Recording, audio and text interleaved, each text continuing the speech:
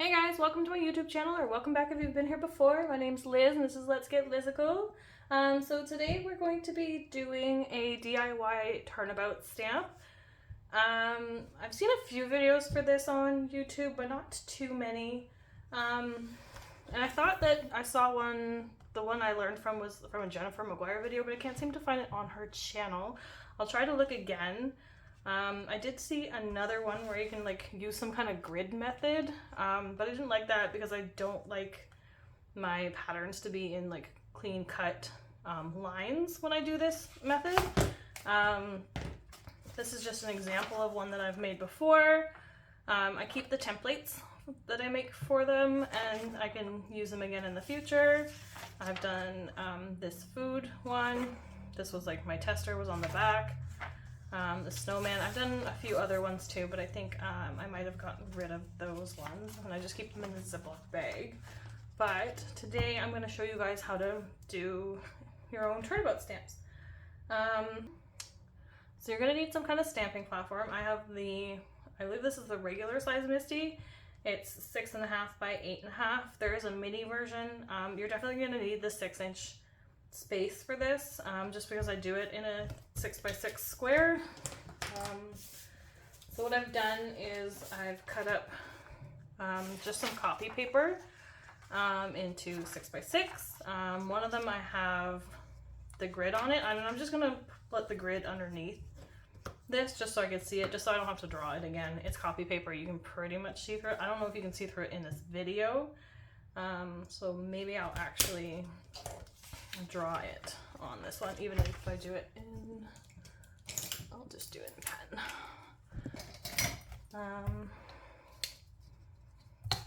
Okay, so you want to measure 3 inches, and you can just like fold your paper as well if you wanted to, because this is a square, so you want it to be 3 by 3. I'm just going to do a few lines here.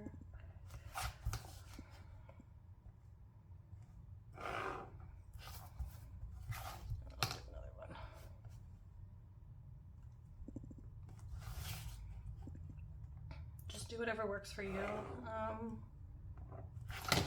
Okay. So I'll just use this template. And what we're gonna do is make our own repeat pattern that kind of gets stamped in a circle. So for what we're gonna do, I'll just show you this one. So anything you put in each square is just kind of gonna be mirrored around. So the center image in the middle, I usually like to face it out just so it gives that definite array. So I'm gonna start with placement and give you guys some tips along the way. Okay, so I'm probably gonna want something that's a little bit more straight up and down, so I'm going to take this little guy and I'm just going to stamp him in here. And you want to stay within the line for this one. You like can go over the line, but then you definitely know you're going to go over the line for all these. These ones I like to keep within for sure. And then let's take this one, and then the next one I would do over the line. Just because again, I don't want these to be stacked like this in a box. I did see one where they did a grid and it cut it up into further 1-inch squares, but I don't particularly like that method myself. But if you're going to be stamping over the line, you just need to know that you cannot put anything on this line in this area, because once this gets rotated, it will also be stamped in this area. So the next stamp you want to do is over up on the top here, and the first one's just kind of like a guess, and even now, like, I don't need to mess around with this area at this moment. I just want to make sure I get my parameters set, so I'm just going to work with these 3. And I'm just going to use my slate ink for this.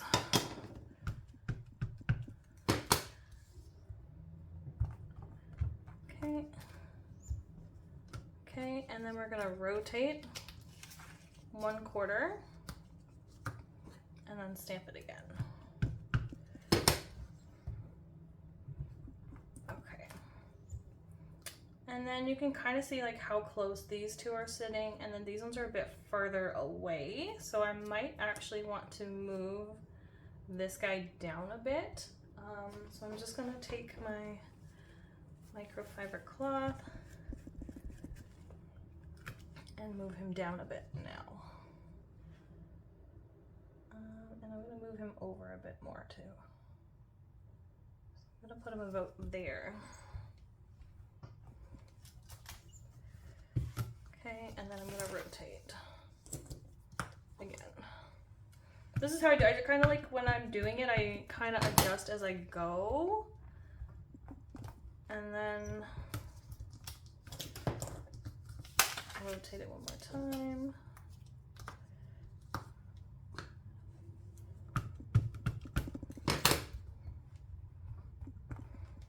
Okay, so yeah, to me, that is the better placement. These are a bit more evenly spaced, so I'm gonna leave these ones where they are. And then I can work on these other areas. I'm not too worried about this. This is not going to be my final template. This is just my working sheet. I will make a final template of this after. So I'm just going to fill in this area with some more stamps. So I might put like this guy here. And like this one, I think I'm just going to radiate it so that they're all like kind of facing towards the middle area. But you can like turn them upside down, put them whatever way you want, whatever way they fit even. I mean, maybe I can do it this way.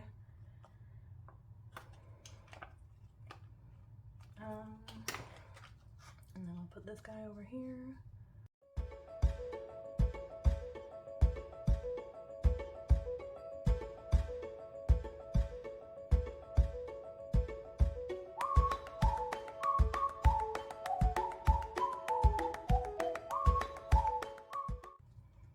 Okay, those look pretty evenly spaced to me, so I'm just gonna pick those up.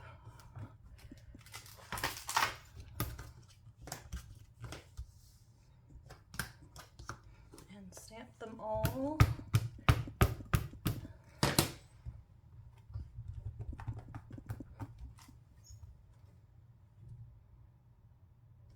Okay, that actually looks pretty cute.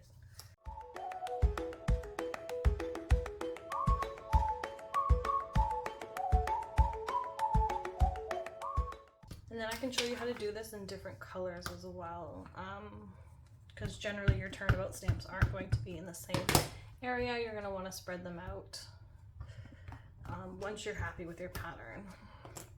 This one I probably didn't have right in the corner right away, but like I'm pretty happy with this. This looks pretty cute.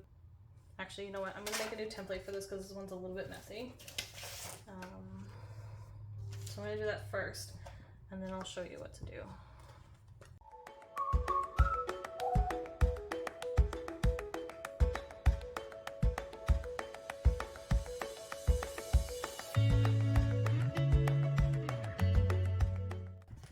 Okay, so this will be my future template if I ever want to do this again. But for now, I am going to take a 6x6 piece of cardstock and stamp this out in different colors, in 4 different colors. And I'm not going to do each quadrant in a different color. I'm going to move the stamps around now that we have this template. Okay, so there's, how many stamps do I have all together? 1, 2, 3, 4, 5, 6, 7, 8, 9. Okay, I have 9 all together. So then we want to stamp so that this color is even throughout in a sense. So if I have this one, then maybe I want this Triceratops to be over here. So I'll just place him upside down on here. Sorry if my head's been in the way for a second. It doesn't need to be 100% perfect too, as long as it like fits within this area and you're not like moving it way off of track, then I think that's fine. But okay. And actually that corner one should probably stay where it is because I'm not going to be able to put it in any other corner. So I'm going to need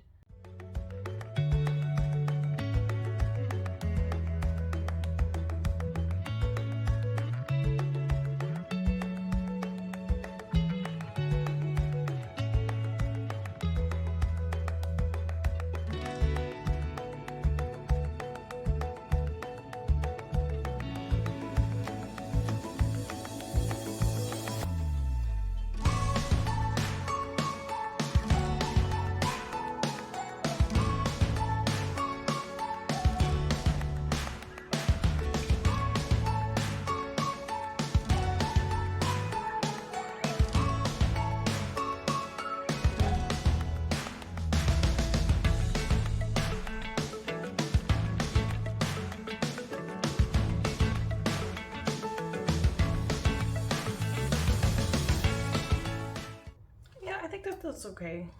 Like I said, you're gonna have to make sure that the ones off the edges remain within these two edges. And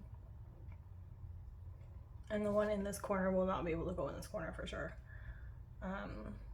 So I think that's evenly spaced enough, but let's do it in color and find out how it looks. So I have my cardstock. There are two ways you can do this. It's a little bit more complicated if you're going to be doing it the other way, but you can cut an A2 size panel and put it in the center, but you need to make sure that it's 100% centered. And you would have to like, I would probably tape it to another 6x6 paper and kind of use it like a jig. I know Concord and Ninth are the ones that generally do their own Turnabout stamps, and they have a jig for it. You could make your own jig. You could definitely laminate like a 6x6 paper, just so that it has more stability and it's able to be cleaned off and whatever, and you can have this grid here and you can make markings for your A2 and put it in the center and then just use that and then rotate it. I just think it's easier just to cut a 6x6. It is a little bit more wasteful in a sense on the card stock around it. You can use those for stamping other images later, which is why I said wasteful with air quotes, but yeah, for me it's just easier to cut a 6x6, but I could show the other method as well afterwards. So I'm just going to use my Lawn Fawn inks. I have a bunch of ink cubes that I keep here in this container that I got from the dollar store, and I think I'm going to do it in greens and browns because it's technically what I usually use for dinosaurs. So I'm going to use dough ink, artichoke, maybe pizza crust, and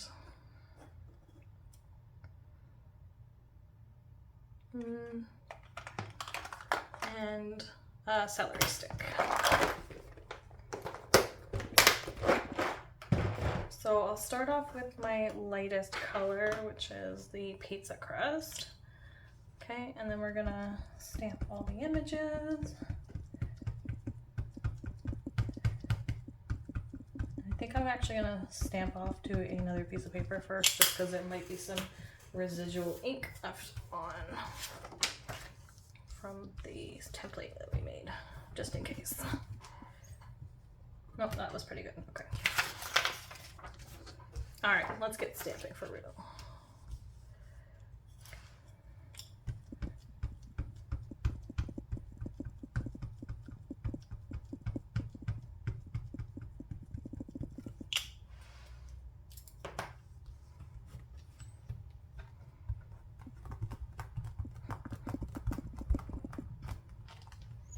Okay, and then we're gonna rotate, and then we'll stamp on our next color. So I think I'll go to the celery stick after. That is my next lightest color, and I don't want to do like two browns in a row, even though they're all gonna be like mixed up anyway, but.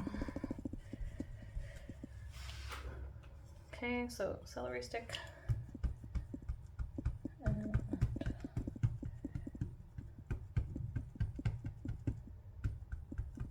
And I know I use the Misty backwards, but this is, again, more natural to me because it opens like a book.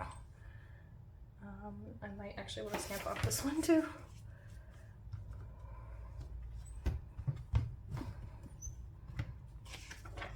And then I'm going to do that again. I just want to make sure that there's not colored ink left over from the last one.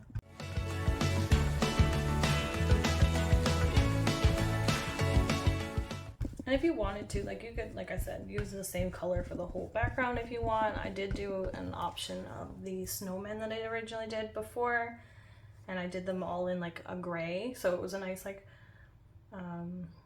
the fog gray too, so it was a nice like tonal background, just like with a little hint of a pattern.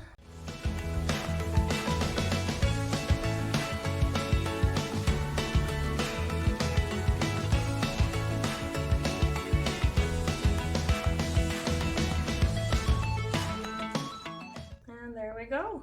We have our Turnabout stamp all ready to go, and you can make as many of these as you want in a bunch of different colors. And like I said, we're gonna keep this template for future, so if I want to do it again, it's fine. If I want to change up the dinosaurs, I can. Like I can just, maybe I want the Stegosaurus in the middle for the next time, so I can just kind of like place them in the same area. But I kind of have like the spacing that I want on this and everything, and the same with like the other templates that you use. Like this one has a few more stamps in it than this one did.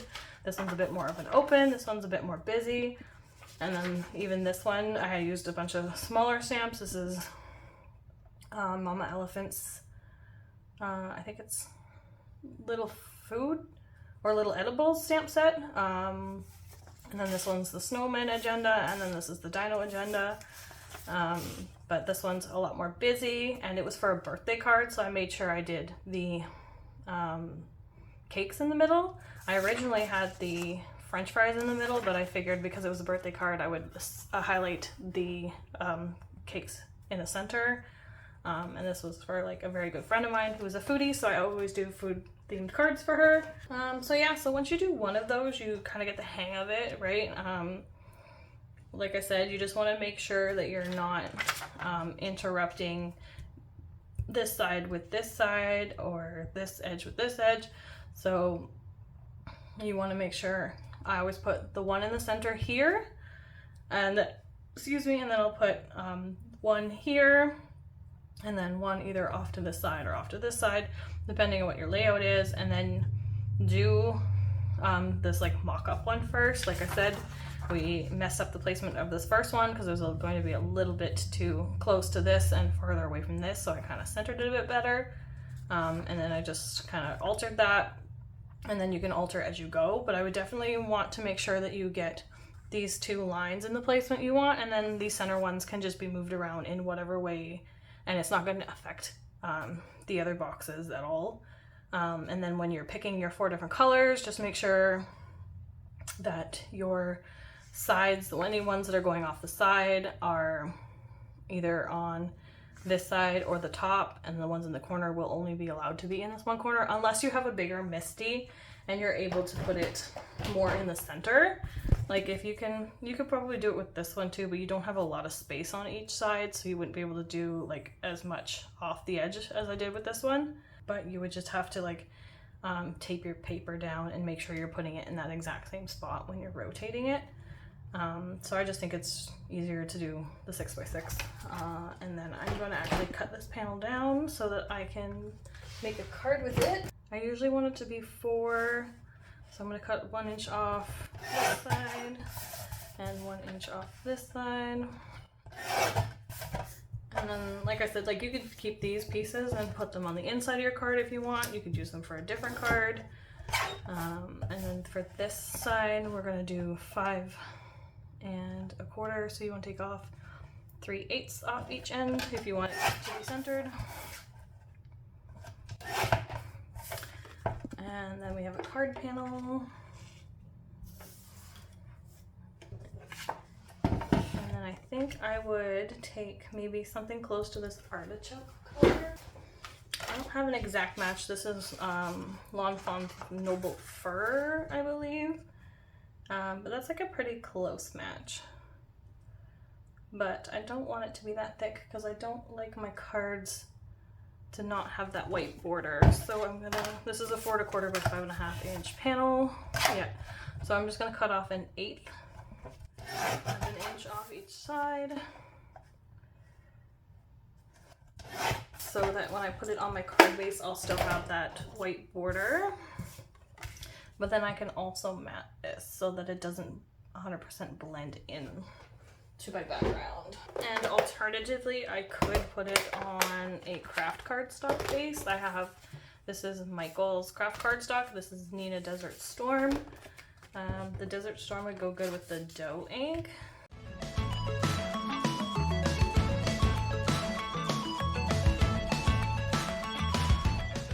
I think I like the white. I'm gonna stick with the white for today.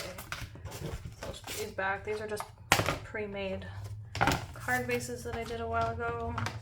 I got a pack of these containers. I think there's 10 of them, and they're meant for 5x7 photos, but I keep cards in some of them. I keep card bases in some of them. I have envelopes in other ones. I just have like a whole stack of them that I use. I'm gonna do a organization video soon at some point, so I can show you how I organize my stuff. But for now, I'm just gonna glue this.